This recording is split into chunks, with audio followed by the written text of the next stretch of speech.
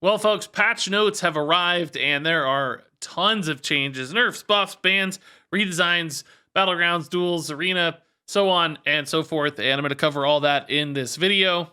So, all that said, let's jump into the redesign to Mindrender Elucia here up first.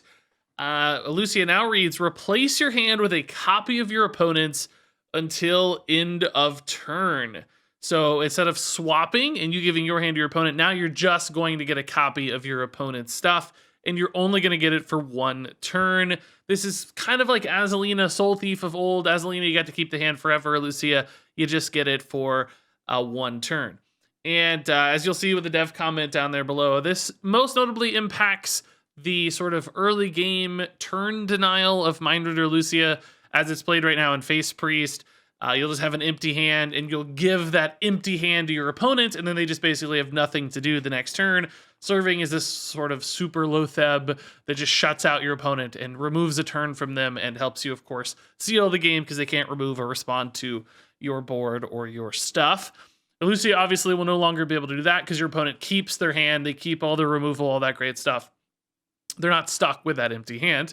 But this also means that Elucia is losing her disruption potential. No longer can you take your opponent's hand and play out their Il'gynoth like you used to do against Lifesteal Demon Hunter, or remove their combo pieces or whatever powerful card. You're just going to get a copy of them. So you can play your own Il'gynoth, but your opponent gets to keep theirs as well. So she's really losing both her early game turn disruption and her late game kind of combo disruption, and she becomes really just a pure value card, or if you're out of stuff, you can play Elucia and maybe get one more turn of stuff to play.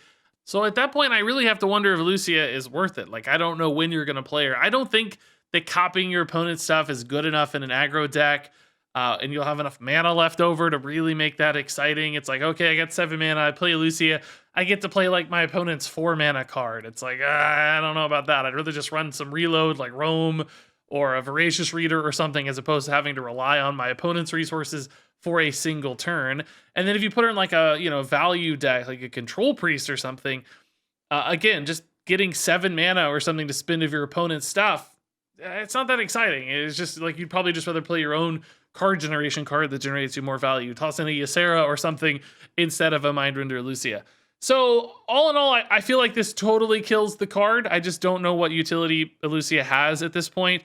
For me, I guess I wish she still had that combo disruption potential where you could mess up your opponent's combo Il'gynoth stuff or whatever it might be, so that we had more late game combo disruption cards, because I don't want combo or aggro to dominate in a given meta, which it feels like we have right now. So I'm sure a lot of people are happy that she's dead. I wish she retained a little bit more utility personally, but all in all, I think this is still a good change, a net positive change for the game at this point, because Face Priest is pretty scary. All right, so now let's talk about this one. The Demon Seed has been banned in wild format. Joining Stealer of Souls, Demon Seed now banned. Pretty crazy stuff. Second Warlock ban. This is kind of what we all anticipated when they said there was going to be a ban. So not a huge surprise here, but still good to hear, I think, for most people. I guess there are some Demon Seed players out there in Wild who were enjoying all the free wins, but even you might have to admit it was probably too good, and you were winning maybe a little too freely from what I've heard.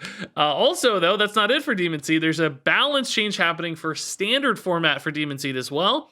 Both of the first 2 steps are going to be requiring 8 damage instead of 6 and 7 respectively. So adding a total of 3 more damage required, and potentially slowing down some of the healing that the Demon Seed gets along the way from its reward mini steps. Now, I don't think that'll be a huge change, but I actually think it'll go farther than people think, because it just makes this deck even more susceptible to aggro, which, this will still be able to dominate control decks, because they'll still have plenty of time to get it done against control decks. But if they're weaker against aggro, if they're more susceptible to damage breakpoints, where it's oh, they took 2 extra damage, I get to kill them now when I wouldn't have before, that starts to add up over time and just lowers the popularity of this deck, because this deck's weaknesses are more exposed. It's less popular on the ladder, which means control decks don't risk running into it as often, which still creates space for control, even if, this particular card still counters control perfectly. The meta in general has more room for control decks and grindier decks. So it still solves some problems just by nerfing this card even a little. And then more importantly, of course, the wild ban, I think, is pretty welcome. And guess what? That wasn't it for Warlock. Ruined Mithril Rod also going to 4 mana from 3 mana. I like this change. This weapon's just insanely OP. It's just so good at discounting so efficiently. Perfect for what the handlock style Warlock wants to do. Seems like it enables just way too much cheese and hand discount and plays so well into the strategy of the deck. So slowing it down by a turn is important, but also making them commit more total mana to it is important. Each of which will harm Warlock's ability to get going with those really, really powerful mid-game dumps. So all in all, Warlock looks to get a lot weaker on the back of this one, a little bit weaker on the back of Demon Seed. Totally gone from Wild format as far as Quest is concerned. If Warlock's been getting you down, I think these changes will certainly solve a lot of your problems. So next up here, also a change to Quest Shaman. The third step of the quest, the one right before you get Brucon, is now going to demand 3 overload cards instead of 2, matching it up with the first 2 pieces of the quest as well. So just, a slight slowdown here for how quickly they can get Brucon. And I have to say, sometimes it feels like that last step is a little bit of a hurdle for the deck. They kind of have to overextend for it.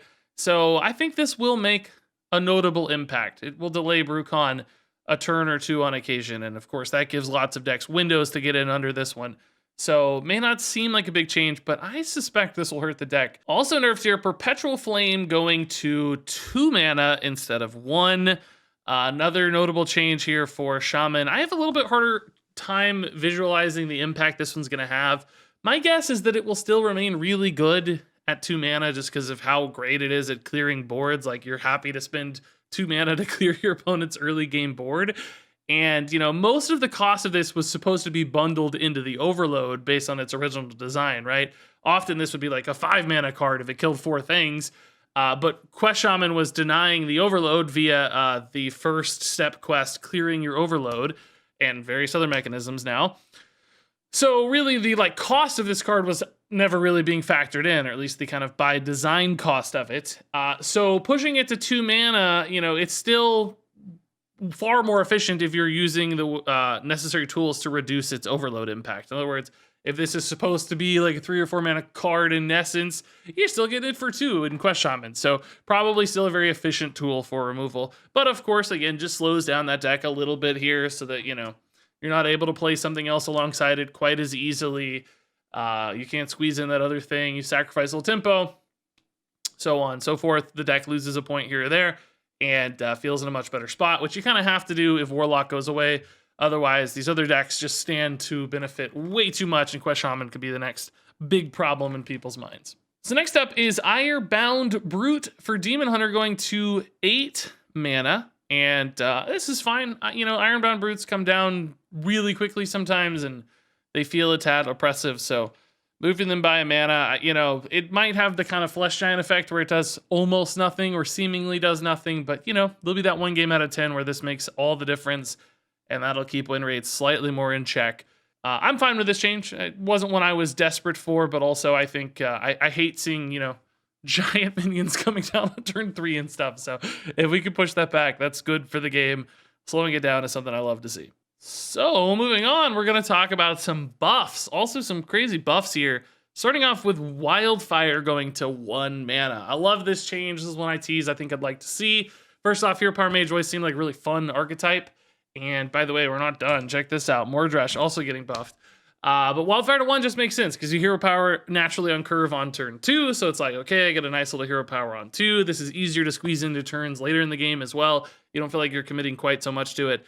So, Wildfire on 1, Hero Power on 2, Wildfire Hero Power on 3 becomes a really crazy way to, tempo out in a Hero Power Mage. And you got that guy on 4 who fires a Hero Power at everybody, and you're just rolling because of this curve change, which I think is awesome. I'm really, really excited to try this. I don't know if it'll be enough to make the deck good. Obviously, it's way too hard to figure that out, but it's going to be a lot more fun regardless, and I'm very excited for it. Also here, Mordresh going to 8 mana. He'll be an 8 mana, 8/8. So losing some stats, but also becoming much cheaper, which is, of course, the important thing, because you want to get this battle cry down as soon as possible. So you still got to deal 10. It's still going to deal 10, but you're going to get to do it on turn 8, maybe even 7 with a coin, right? Which is much, much earlier. That's a great finishing tool or a board clear swing that still develops a plenty significant body on board. I'm really excited for this deck all of a sudden. I doubt it's still better than Quest Mage. Doesn't feel like it will be, but maybe there's something coming down the pipe of the mini set or the next expansion that really positions these Hero Power Synergy cards in a nice spot. And I bet you could still play this at a fringe level now. You know, one of those like tier 4 decks, which I'll try to build ASAP tomorrow when these hit, because this looks really cool. So next up is Selective Breeder becoming a 1/3. You know, this is a nice change, I guess. You know, a little more stats, stickier on board. I don't feel like this is super impactful or exciting, I guess, though. I don't feel like this really changes the viability of this card in any substantial way. Obviously, stats help, but I don't know how big of a difference this is going to be. You're just sacrificing a little less tempo. I think if it was like a 2/3, you know, I'd be like, oh, wow, that's nuts. It's going to contest on board really well. But as a 1/3, it's still just not going to take that many trades into early opposing minions. So I don't know exactly the logic behind this, but it doesn't hurt. And I still want to play with more shuffle shenanigans. So we'll see. We've also got Leatherworking Kit here going to 1 mana instead of 2. And that's a nice change. 2 mana for a weapon that's non-tempo always feels kind of bad, right? Like it takes a long time for this one to actually pay off. Because 3 beasts have to die. You know, it's going to happen 3 times. You got to kill 9 beasts. I spent 2 mana on this thing. Like, oh, such a delayed reward. At 1 mana, though, you certainly don't feel as bad about just playing this out. It gets rolling much, much sooner. And then it's okay that you sacrifice some time because you didn't really spend a lot of mana either. Now, will this make a like token beast deck viable? I don't see how it gets there. I don't really think in combination these even really seem that interesting. So I really doubt this is enough to move the needle or change the focus of Hunter, but we'll give it a shot. Again, see if some rat stuff gets more exciting with Leatherworking Kit. Maybe it ramps up fast enough that it is somehow worth it. And then 3 more big changes here, all for Pirate Warrior, and they're kind of nuts, I think. Like, small, but make cards that already felt decent pretty good. Stormwind Freebooter going to a 3/4 instead of a 3/3. That's a nice change. Just really increases the survivability on board, trading into 3/2s and 3/3s and stuff. And this already had a pretty solid effect, I thought. So improving the resiliency of the tempo minions in Pirate Warrior is very nice. You've also got this change, Bloodsail Deckhand going to 2/2 instead of 2/1. This is now like a crazy minion. 1 mana 2/2s historically were good just on their own, and this still has this crazy effect of reducing your weapon play by 1 mana as well. So this becomes one of the best like 1-drops in the game, I would say. Like good stats to start with, and this really positive upside, and a pirate. Now, notably, right, in Quest Warrior, you don't play 1-drops on 1, you're playing your pirate quest on 1. So maybe that's why they felt like this could be fairly, you know, ridiculous in its stats and effect, essentially, because it's not really going to be that turn 1 tempo play. It's something you're kind of slotting into turns later in most occasions. You know, maybe you're playing it on 2 off curve. So in those regards, you know, I don't think this is OP or anything. I think it'll be totally fine. Cards are strong these days, but it's just kind of ridiculous thinking back, like how this would compare to a card a few years ago, right? This has just all kinds of upside. And yeah, I think it'll be a great way to fill in a curve. Just play it for free a turn. You might have played a weapon anyway, and it's like, boom, I got a nice 2/2 and helped trigger my quest as well. And then finally, Stonewall Anchorman going to 6 health instead of 5. So I don't know how exactly this card will slot into like a Quest Warrior. Seems like it could be slow in some ways, but I've personally always liked Anchorman. I've put it in a bunch of different Warrior decks, like N'Zoth card and that sort of thing. And I have to say, so many times 5 health felt like it wasn't enough because there's so many 5 attack, like 5/5s out there. It's just like, oh, I can't really quite trade this in. So, I think the 6 health change is a pretty significant one. Suddenly this will trade a lot better into various things. If it was a 5/6, it would be just absolutely perfect. That might be absurd given all the upside it has. But even as a 4/6, this is a pretty crazy minion if you think about it historically. So this might help it make the cut, might make it a significant mid-game piece of the Pirate Quest Warrior puzzle for sure. All right, so those were the standard changes. Now, there are a million Battlegrounds changes. Some of them got like leaked, I guess, earlier this week, and frankly, there's just so many, I don't feel like covering them all in this video. It will be like a 45-minute video because there's literally like 30 changes. So I just want to do a summary for anybody out there who's, curious about Battlegrounds, doesn't want to get into tons of detail, but also, of course, there's a link in the description to the patch notes if you want to read all this stuff in full. So basically, there were nerfs to the heroes of Shutterwalk, Galewing, and Master Win. Shutterwalk, they just increased the cost. Galewing, they changed the tier upgrade. And Master Win, they're going to fiddle with the percentages of hero powers you get. So I guess some of the strong ones you're not going to get very often. Impatient Doomsayer got mega nerf that went up a tier. It requires an extra Avenge minion to die as well. So that card was just fueling way too much efficient economy in the early to mid game. And now that gets nerfed, so it's less likely to find and takes longer to spin up. Beast got nerfed. So basically, Leapfrogger Dude is half as good. There were a couple other changes there with tier shuffling and such too that made Beast a little weaker. Quillbore seemed to get mega buffed. Like a bunch of minions got changed, like small stat upgrades and effect tweaks here and there that made them stronger. And Pirates seemed to get buffed as well. A few changes for Pirates that help push them a bit. All in all, I haven't been playing a ton of Battlegrounds yet, but it seems to line up with what people were saying that I've heard about what was wrong with the mode right now. So those seem like good changes. And then for duels, we got some changes too. 3 of the more powerful passives got moved to ultra rare status in Pool 2. So Party Replacements, Rally the Troops, and Oops All Spells are each going to be much, much more rare to spot in your passives. And I have to say, like, Rally the Troops and Party Replacement in particular seem to drive so many decks into late duel run success. So I'm happy to see those moved out. Oops All Spells, I guess I haven't ran into as much, but it does seem really good when people have gotten it. Now, those are going to be rare. I'm kind of sad I didn't get to play with Oops All Spells a bunch.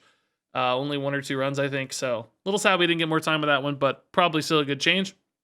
Altogether Now has also been moved to Pool 2. I haven't looked at it super closely. I never felt like Altogether Now was extremely powerful. So it seems a little weird in that tier 2 or the Pool 2 spot. May not hold up to some other Pool 2 options, but then again, some of the best ones are much, much less likely to be seen. So maybe it's more in line with the lower tier Pool 2 stuff.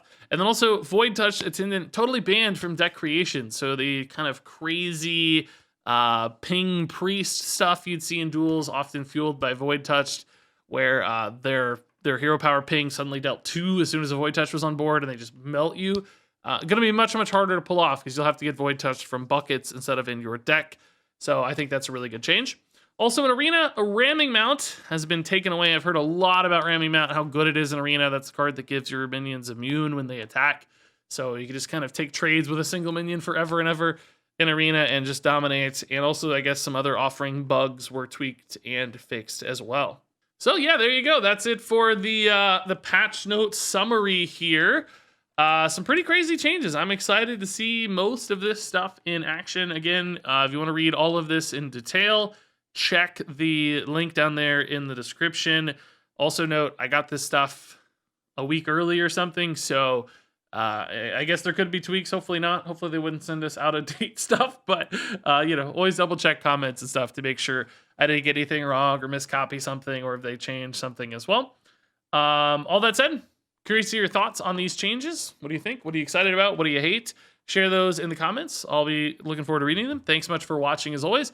And until next time, game on.